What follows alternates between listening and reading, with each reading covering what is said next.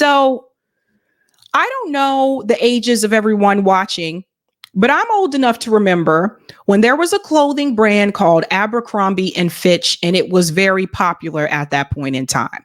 And it wasn't my style, but a lot of people did like it. I sort of referred to it as an overpriced American Eagle, the khaki style, preppy kind of look. And it was overpriced, in my opinion. You're basically paying for the name that says Abercrombie and Fitch, like on your shirt or whatever. And one of the criticisms about that particular brand was the advertising. During that time, it was heavily targeted towards younger people, teenagers, I would say some college students as well. But the advertising revealed less about the clothing and more about the models. So the criticism was that Abercrombie and Fitch had models that were modeling their clothing with very little clothing on their bodies. That was the big criticism during that point in time.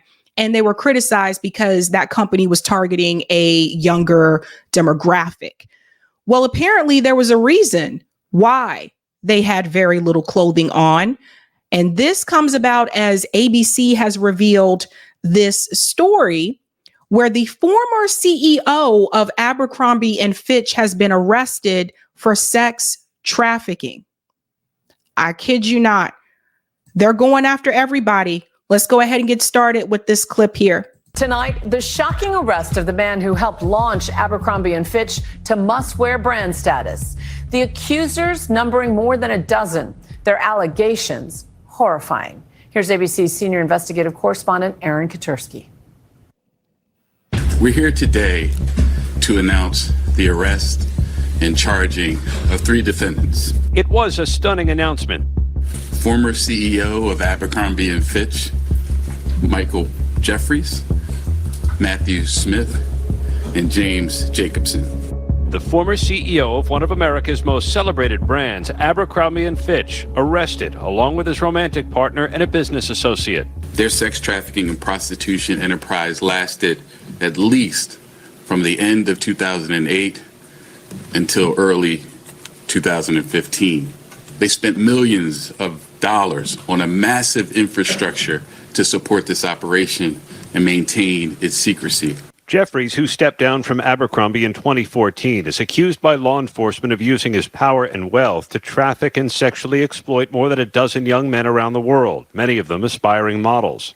The 16-count indictment includes charges of sex trafficking and prostitution. At the heart of the case, the allegations of 15 John Does. So it's jaw-dropping and shocking in every twist and turn of this case. We've seen R. Kelly go down on similar charges, and in the Southern District of New York, Sean Combs is facing the exact same charges. When I saw the charges come down, I said perhaps this is a continuation of the reckoning that I think we are starting to see in this world of arts and entertainment moving forward. Pause here for a second. So what we are seeing, ladies and gentlemen, is that this is a large network of trafficking. So it wasn't just, and this is one of the things I brought up when I covered the Jeffrey Epstein story, that it probably wasn't just Jeffrey Epstein. And I'm willing to bet the former CEO of Abercrombie also probably wasn't at the head of this operation. We may never see the head of the snake when it comes to this particular ordeal here in the United States. We may never see that person or never even hear about their name. But it seems like he was obviously doing their bidding. These guys were models or wanted to be models.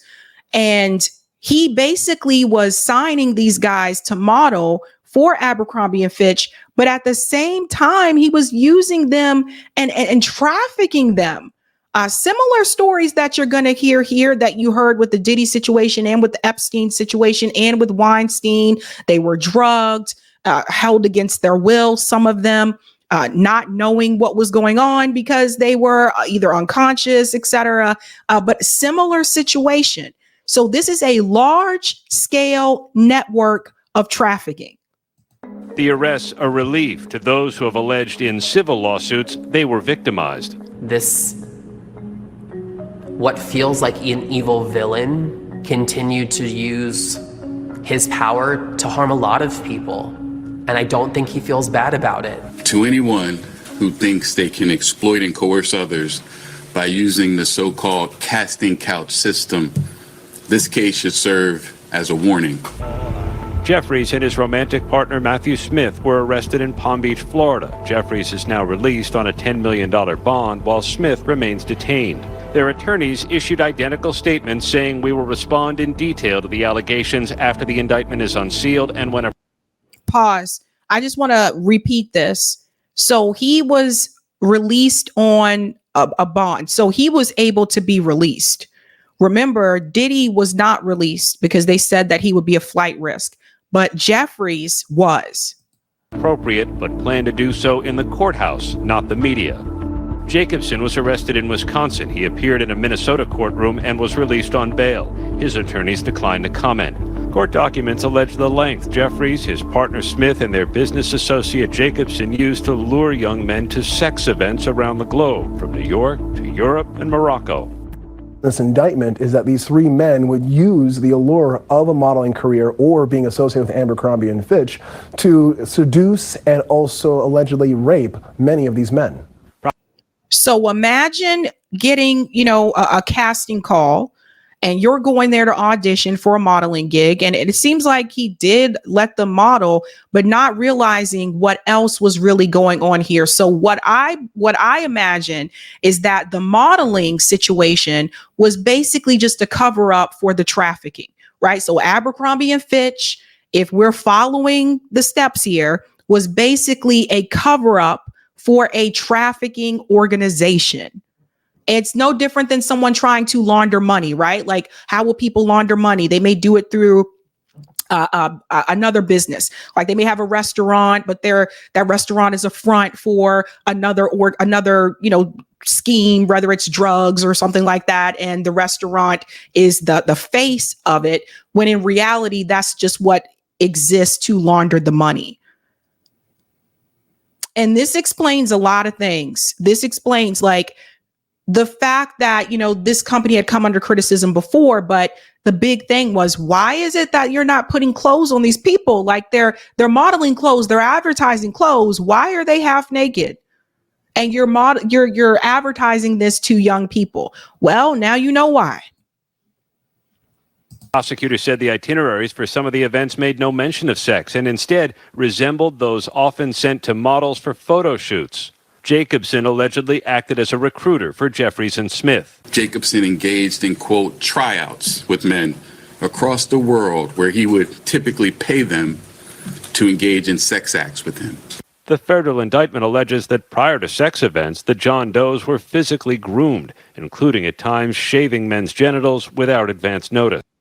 So here we go again with the grooming, right? So another similar detail that you've seen in other cases that we've covered in reference to trafficking. There were two things that stood out to me to the indictment. One, the network that was made and used to facilitate the sex trafficking, but also the use of drugs to induce erections so that people who could not or would not participate in sexual acts were forced to do so. The defendants pressured the men to consume alcohol, Viagra, and muscle relaxants known as poppers during the sex events. And I want to mention something else as well. The modeling industry is a youthful industry. So I'm just wondering the ages of a lot of these models, because it's not uncommon for someone to start a modeling career when they're a teenager, when they're 14, 15, 16. So I wonder how many of them were underage during these events. The indictment alleges staff controlled the entry and exit and directed men to wear costumes and use sex toys. Prosecutors claim the victims were sometimes paid for attending the events and forced to sign non-disclosure agreements. It's a staggering fall for the once highly successful CEO of Abercrombie & Fitch. Mike Jeffries expanded Abercrombie & Fitch from a small apparel store in the United States to a massive enterprise throughout the world. Jeffries helped turn the brand into a cultural phenomenon. In the mid to late 90s specifically, Abercrombie & Fitch was everywhere. It was very much giving coastal prep boy energy, very preppy, very country clubby, very much the moment. And there was, if I could fast forward a little bit here. right about here. What you saw in these advertisements a lot of times were a lack of clothing. It's a clothing brand, but you didn't see a lot of clothing. The Abercrombie. And you'll see this, and I have to pause it here because it's a song, but I don't know if everybody remembers this band, but this band, LFO, also made Abercrombie and Fitch very popular at that time because it was in their song. Like, everybody remember this song?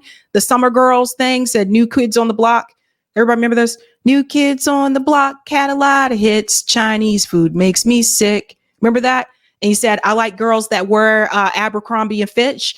So that also made that pretty popular. I think the lead singer of this group died not too long ago.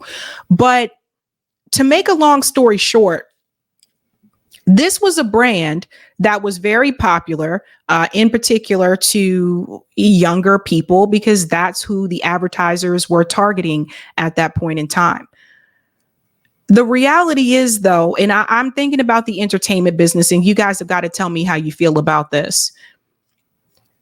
I don't feel that the entertainment business is a place for anyone who is underage.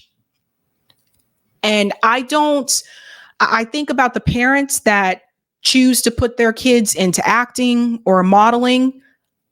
I would not do that. And just based on, it's not even just this story. It's not the Diddy story. It's not the Weinstein story. It goes back to when even Corey Feldman tried to warn people about what was happening in Hollywood with him as a kid. When he was a child, Corey Feldman and his friend, his best friend, Corey Haim, both of them were abused in the industry. And I wonder about a lot of the child stars that just kind of disappeared, or they ended up in jail, or they ended up with a drug addiction. I wonder if they went through similar things in the entertainment industry. But I really don't think that this is a place. If it were me, I would not want to put my child in, if I had a child, in modeling, acting, the music industry. I think kids should be kids. I really do. And I just think kids should just have a normal kid life. And that does not include the entertainment business, right? But it's just all the things that we've seen within that entertainment industry. So now we have another industry, ladies and gentlemen.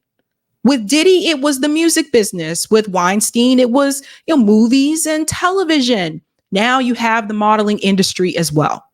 So you can put all of this together. And basically what I believe you have is a large scale network of trafficking that is done through the entertainment business. And they use drugs and they use some of everything to give these people. They have laced people's drinks. You've heard the stories. And somewhere out there is a head on the snake. And all these people that have been arrested, Weinstein, even Epstein, Gloria, what was the girl's name? I can't even remember her name. Epstein's girlfriend, now the former CEO of Abercrombie and Fitch, all these people that have been arrested, these people are not the head of the snake. And you may see even more arrests, but I highly doubt they'll get to the tippity top.